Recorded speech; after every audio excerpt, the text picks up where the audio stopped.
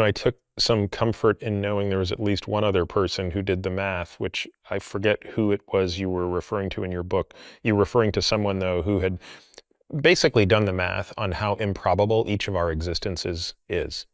Right.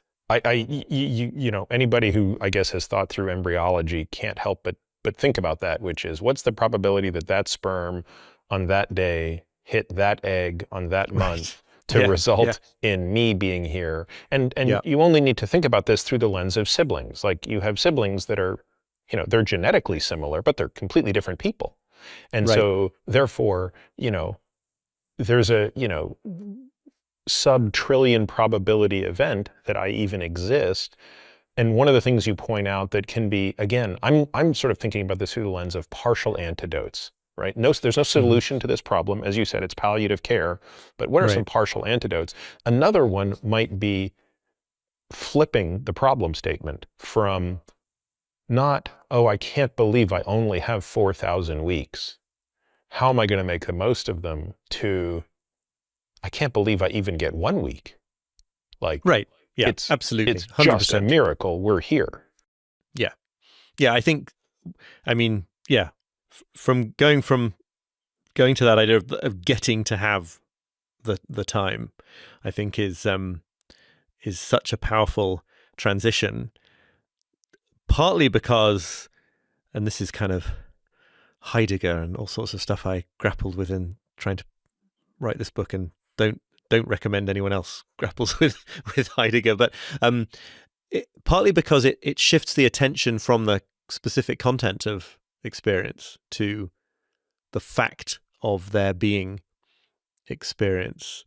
And that is really helpful, because it means that actually you don't need to spend quite so much time worrying about whether you're doing the right things, because you just get that sense that it's a miracle that you're doing anything. It makes kind of, potentially makes sitting in a traffic jam, at least, if not pleasurable, then less enraging, because it's like experience is happening. Like, what are the chances?